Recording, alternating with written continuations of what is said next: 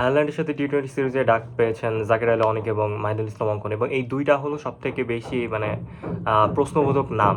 মানে এত প্লেয়ার থাকতে কেন এই দুইটা, এবং জাকের আলী অনেকে কী উদ্দেশ্যে আসলে বারবার এই সুযোগটা দেওয়া হইতেছে, এবং যেই বিকেএসপি করমটার কথা বলতেছে এবং এইটাই বারবার প্রত্যক্ষ হইতেছে। এত সালাউদ্দিন কি বিদায়, সালাউদ্দিন অমুক তম, কিন্তু সেই সালাউদ্দিন আবার থেকে যাইতেছে। উনি ওনার এই পোস্টপোন করছে যে উনি মাঝখানে বলছিল যে তিনি জাতীয় দলে থাকবেন, 1 মাস পর আর তাকে দেখা যাবে না, কিন্তু তিনি তার সিদ্ধান্ত পরিবর্তন করছেন, এবং সিদ্ধান্ত পরিবর্তন করার সাথে সাথে তার যে আবার সেই সিন্ডিকেটটা আবার সেই প্রকট হয়েছে। জাকির আলী অনেককে কেন নেওয়া হয়েছে, যেখানে সৌম্য সরকারকে বাদ দেওয়া হলো।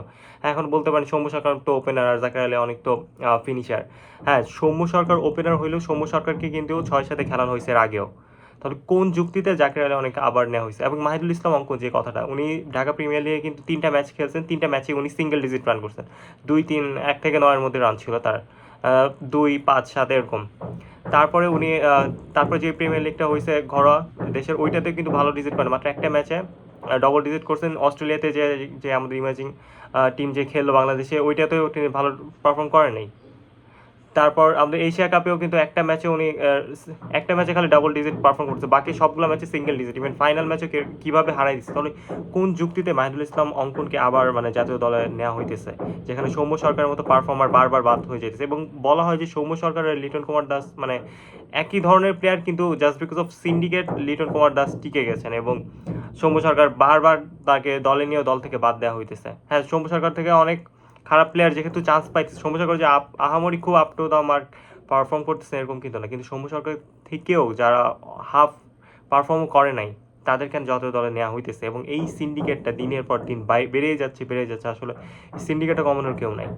কেন এরকম হইতেছে, কী জন্য হইতেছে? মানুষ পরিবর্তন করতে চাইতেছে, অমুক বিসিবির কমিটি গঠন, তমুক বিসিবির কমিটি গঠন, বাট লাভের লাভ কিছুই হইতেছে না।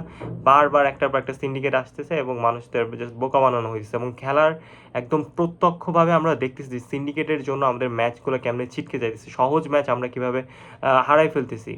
এই দেশ সেরা কোচ সালাউদ্দিন এমন ব্যাটিং কোচ, ইমাজিং এসে 120 বল 125 রান লাগে, এই ম্যাচ আমরা হারি জাস্ট বিকজ অফ এই যে আমাদের কমন সেন্সের অভাবে।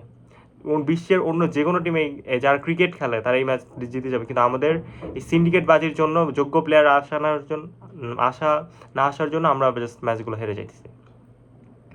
ছিল আজকের ভিডিও। আমার ভিডিওটি ভালো লাগলে আমার চ্যানেল সাবস্ক্রাইব করুন এবং ভিডিওটিতে লাইক দেন। আসসালামু আলাইকুম।